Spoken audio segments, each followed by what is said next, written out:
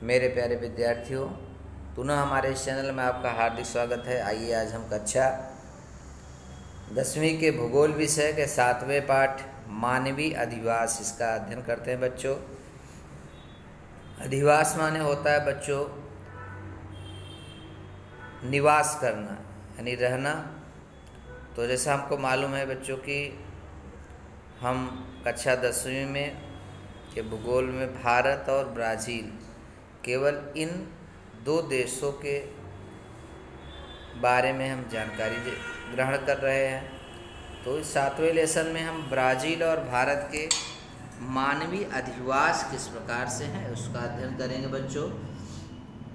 जैसा हम आपको बताते हैं बच्चों, प्रारंभिक चीज़ें होती क्या हैं, यानी व्यक्ति वहीं अधिवास करता है, वहीं निवास करता है जहाँ पे उसको हर ढंग की हर प्रकार की व्यवस्था क्या होती है, मौजूद रहती है।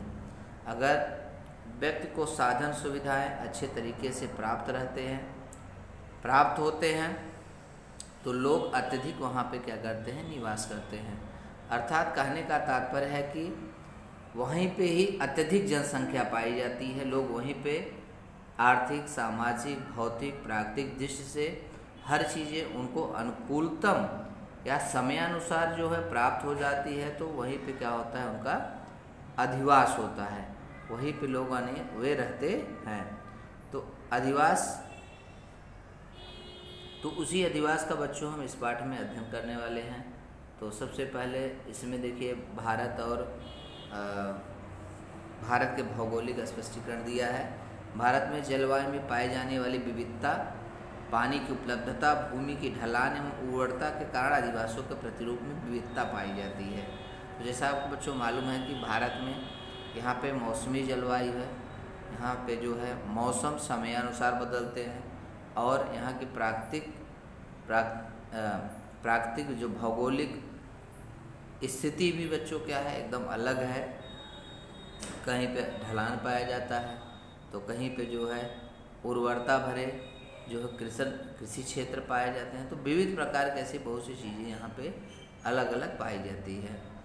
तो उत्तरी भारतीय प्रदेश, मैदानी प्रदेश, पूर्वी तट, नर्मदा का मैदान, विंध्य का मैदान एवं भारत के वे प्रदेश जहाँ कृषि की जाती है वहाँ केंद्रीय अधिवास पाए जाते हैं। तो ऐसे अलग अलग प्रकार के बच्चों अधिवास पाए जाते हैं, लोग वहाँ पे निवास करते हैं। यानी जिनको जिस प्रकार की वहाँ साधन सुविधाएं होती हैं, जो उनको ज़रूरत होता है, वहाँ पे उन चीज़ों का केंद्र बन जाता है। तो इसके विपरीत मध्य भारत का वनाच्छादित यानी वन से ढका हुआ, वन से भरा हुआ प्रदेश भाग, राजस्थान के पश्चिमी और दक्षिणी भाग में हिमालय का ढलान वाला क्षेत्र, खंडित तथा उतार चढ़ाव वाले प्रदेशों में भी मानवीय अधिवास विरल व बिखरे हुए पाए जाते हैं, यानी कम पाए जाते हैं। कहने का मतलब वहाँ पे या तो साधन सुविधा नहीं तो प्राकृतिक जो पर्यावरण होता है, वातावरण होता है, प्राकृतिक बनावटें जो होती हैं वहाँ सुचारू ढंग से नहीं। जैसे पर्वतीय है, ज़्यादा वन प्रदेश हैं, तो वहाँ निश्चित है कि मानव बहुत कम रहता है, क्योंकि उनको साधन सुविधाएं प्रखर रूप से अच्छे तरीके से प्राप्त नहीं होती है। तो वहाँ कम लोग क्या करते हैं बच्चों, निवास करते हैं। अब आगे देखिए इसमें ब्राज़ील में क्या दिया है। ब्राज़ील में अधिवासों की शुरुआत यूरोप में आए साम्राज्यवादियों ने की। यह अधिवास मुख्य रूप से ब्राज़ील के तटीय प्रदेशों में विकसित हुए। अब इन अधिवासों के आकार बढ़कर वे सघन बन गए हैं। इन अधिवासों के विकास के मुख्य कारण निम्नलिखित हैं।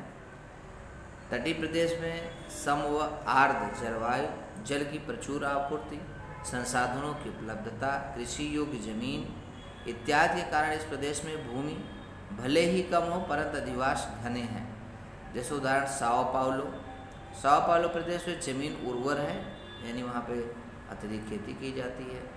उर्वर यानी उत्पादन अत्यधिक होता है,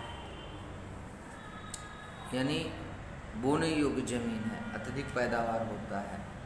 तो कहवा के उत्पादन हेतु यह प्रदेश उपयुक्त है। इस प्रदेश में खनिज पदार्थों का प्रचुर भंडार है। यहाँ विद्युत आपूर्ति की निर्बाध है।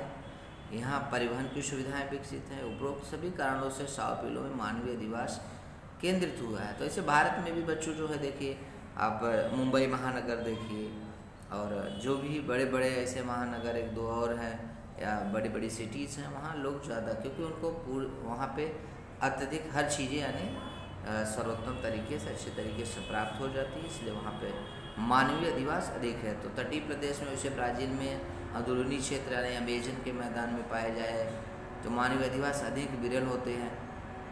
तो वहाँ पे विश्वद्रेखी वनों से व्याप्त है, वहाँ पे सघन है। तो यहाँ जलवायु शुष्क है, मानवीय अधिवासों के अनुकूल नहीं है। तो वहाँ पे जहाँ पे अनुकूल नहीं है वहाँ पे कम जनता निवास करती है। भारत का नगरीकरण दिया है। भारत का नगरीकरण बच्चों देखो दिन प्रतिदिन जो है निरंतर नगरीकरण का परसेंट जो है बच्चों बढ़ता चला जा रहा है। फिगर में देखिए दिया गया है 1961 में 18% था, फिर 18% हुआ और आज 2011 में जो जनगणना हुई थी अंतिम, उसमें दिखाया गया है 31.2%। इतना ज़्यादा भारत में नगरीकरण हुआ है। तो नगरीकरण बच्चों आपने पढ़ा होगा, नगरीकरण वही होता है जहाँ पे अत्यधिक जनता जाकर के वहाँ निवास करती है, रहने लगती है, तो वहाँ पे नगर का निर्माण हो जाता है। अर्थात वहाँ पे पूर्णतः उनको साधन सुविधाएं प्रदान की जाती हैं, जो है हर तरीके से उनको हर साधन सुविधाएं सरकार प्रदान करती है। तो वह नगर के रूप में क्या होता है, बन जाता है, तो नगरीकरण हो जाता है। तो बच्चों इस पाठ के अंतर्गत जो है बच्चों और भी चीज़ें हैं, और तो उतना एक वीडियो में हम निरंतर नहीं डाल सकते। तो अगले वीडियो में बच्चों इसी पाठ के अंतर्गत हम आपको और पढ़ाने वाले हैं। तो आज के लिए इतना ही बच्चों, धन्यवाद।